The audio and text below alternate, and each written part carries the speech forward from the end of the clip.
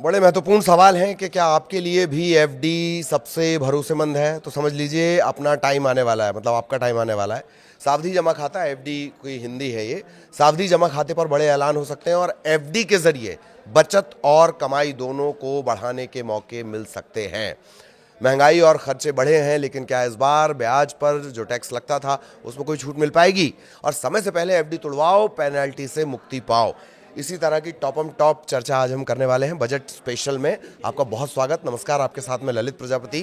क्या कुछ इस बजट में एफडी को लेकर होने वाला है, सेविंग स्कीम्स को लेकर होने वाला है, वो आपको ज़रूर जान लेना चाहिए और इसके लिए आपको ये पूरा वीडियो देखना पड़ेगा। बजट स्पेशल में आज एफडी और सेविंग स्कीम्स इसी के इर्द गिर्द चर्चा करेंगे।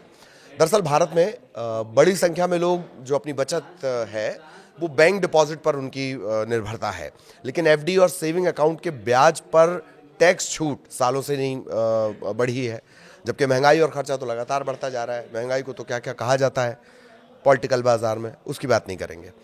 तो ऐसे में बजट 2026 से राहत की उम्मीद है और टैक्स विशेषज्ञ जो हैं, अलग अलग जो टैक्स के जानकार हैं, उनका भी ये कहना है कि खासकर जो रिटायर्ड और सुरक्षित निवेश करने वाले लोग हैं उन्हें कुछ नई सुविधाओं की ज़रूरत है। ये ज़रूरत सरकार तक भी पहुंचाई गई हैं और इसीलिए ये माना जा रहा है कि क्या इस बार एफडी से जुड़े नियमों में आमूल-चूल परिवर्तन हो सकता है। दरअसल फिन कॉर्पोरेट कंसल्टिंग के एसोसिएट डायरेक्टर हैं गौरव सिंह परमार साहब। उनका ये कहना है कि फाइनेंशियल ईयर जो ये आएगा 2026 और इसमें आरबीआई जो रेपो रेट है वो 6.25% तक घट सकती है। फाइनेंशियल ईयर में, वित्तीय वर्ष 2026 में जो आरबीआई की रेपो रेट है वो 6.25% तक घट सकती है और बजट 2026 में एफडी निवेशकों के लिए कई अहम सुधार पेश किए जा सकते हैं। अच्छा, एक बात तो साफ है कि अभी भी भारत में बहुत से लोग अपनी बचत को बैंक डिपॉजिट में रखते हैं। बैंक डिपॉजिट मतलब एफडी वगैरह का उनका जो कल्चर है उसी को फॉलो करते हैं और इसके ब्याज पर ही उनकी वित्तीय सुरक्षा निर्भर होती है। Security, financial security. कई सालों से इस पर मिलने वाली जो टैक्स छूट है यानी टीडीएस और आयकर लाभ वो नहीं बढ़ा है, जबकि महंगाई, मेडिकल का खर्च, रोजमर्रा की जो चीजें हैं वो लगातार महंगी हो रही हैं, उसको लेकर आप देखते ही हैं। तो बजट 2026 में इस स्थिति में बदलाव की उम्मीद है और जैसे कि हमने आपको बताया कि इस तरह के सजेशन भी पहुंचे हुए हैं। टैक्स विशेषज्ञों के अनुसार रिटायर्ड लोग और सुरक्षित निवेश करने वाले लोग फिक्स डिपॉजिट और सेविंग अकाउंट पर भरोसा रखते हैं। उन्हें नई सुविधाओं की बहुत ज्यादा जरूरत है। जानकारों का कहना है कि वित्त वर्ष 2026 में आरबीआई की रेपो रेट जो है वो 6.25% कम होगी और एफडी के लिए कई सुधार आएंगे। अब समझिए कि आपको क्या क्या सुविधाएं मिल सकती हैं, उसे सिलसिलेवार एक एक करके हम आपको बताते हैं। फ्लेक्सी एफडी और नई सुविधाएं। अब ये फ्लेक्सी एफडी क्या भला हो गई भाई? फ्लेक्सी एफडी उत्पाद लाने की संभावना है जिसमें निवेशक जो क्वार्टरली ब्याज होता है हर 3 महीना, उसे फिर से निवेश यानी री इन्वेस्ट कर सकेंगे और एफडी तोड़ने पर कोई पेनल्टी भी नहीं लगेगी।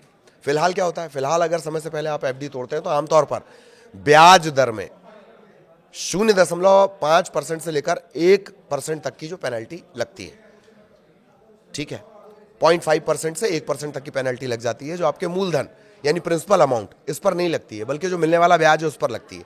इससे क्या होता है, इससे आपको ब्याज कम मिलता है, आपके जेब में पैसा कम पहुंचता है। ये पेनल्टी बैंक और एफडी की शर्तों के मुताबिक अलग अलग हो सकती है, ठीक है।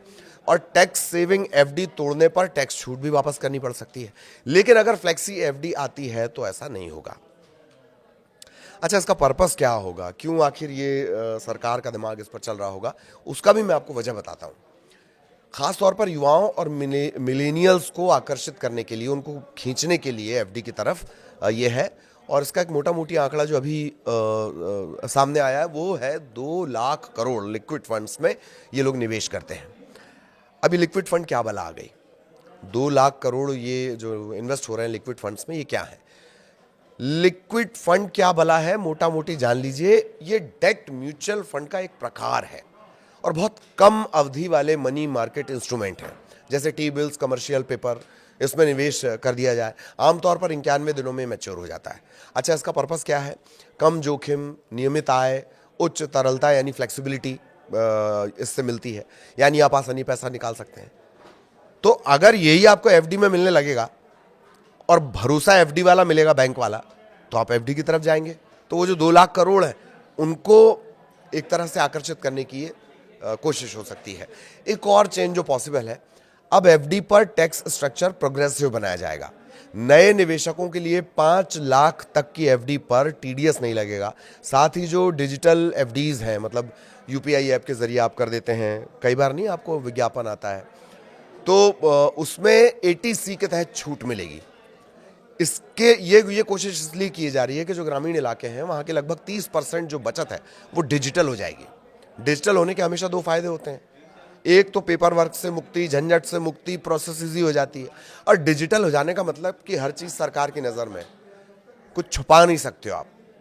ठीक है, वरिष्ठ नागरिकों के लिए सरकार 15 लाख तक एफडी पर 7.75% ब्याज की गारंटी दे सकती है। ये DICGC की सीमा से ऊपर सुरक्षा प्रदान करेगा और बुजुर्ग निवेशकों की वित्तीय सुरक्षा को मजबूत करेगा।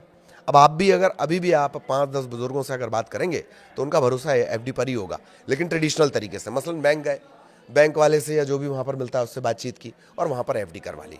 सरकार इन्हीं पर फोकस करना चाहती है।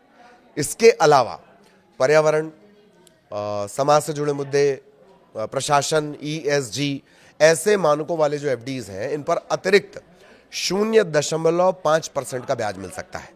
इसके अलावा इंफ्रास्ट्रक्चर बॉन्ड्स को भी इसमें जोड़ा जाएगा, जिससे बड़े सरकारी और निजी योजनाओं में 11 लाख करोड़ तक की फंडिंग आसान होगी। तो ये ऐसा क्यों किया जाएगा, इसका बैंकों पर क्या असर पड़ेगा और इसका अर्थव्यवस्था पर क्या असर पड़ेगा, कैसे, वो समझ लीजिए। इन सभी सुधारों से बैंक में जमा पूंजी बढ़ेगी। खाम का पैसा रखा हुआ है, एक जगह रखा हुआ है, उसका कोई यूटिलाइजेशन नहीं हो रहा, वो बैंक पहुंच जाएगा, तो बैंक में जमा पूंजी बढ़ेगी। खासकर जो कॉर्पोरेट डिपॉजिट है उसमें 15% की बढ़ोतरी के साथ साथ इससे बैंकों को M3 ग्रोथ जो उनकी होती है 12.5% तक बढ़ाने में मदद मिलेगी और वो ग्रीन प्रोजेक्ट्स, इंफ्रास्ट्रक्चर, इसमें आसानी से फंडिंग कर सकेंगे। मतलब आप बैंक को दे देंगे, आपको ब्याज मिल जाएगा, आपका काम हो गया। बैंक उसे कहाँ लगा सकेगा? कोई गया लोन लेने, मैं गया लोन लेने, आपने एफडी की है, मैं लोन लेने गया कि मैं एक की प्रोजेक्ट लेकर आया हूं, तो मुझे आसानी से फंडिंग मिल जाएगी। इसके अलावा सेविंग्स क्रेडिट भी शुरू हो सकता है। सिद्धार्थ मौर्य के अनुसार बजट 2026 में फिक्स डिपॉजिट एफडी पर टैक्स व्यवस्था को पूरी तरह नए तरीके में बदला जा सकता है, चेंज किया जा सकता है। उनका कहना है कि ये है, मौर्य जो है जानकार है वो, उनका कहना ये है कि सरकार सेविंग्स क्रेडिट नाम का एक नया सिस्टम ला सकती है। इसके तहत अगर कोई निवेशक 3 साल या उससे ज्यादा समय की एफडी करता है तो 2 लाख तक की ब्याज आय पर 30% की टैक्स छूट मिलेगी। ठीक है, एफडी आपने की, 3 साल से ज्यादा समय की एफडी आपने कर दी है, तो जो 2 लाख तक की ब्याज आय है, उसका ब्याज अगर 2 लाख रुपए आ रहा है तो उसमें 30% तक की टैक्स छूट मिल जाएगी।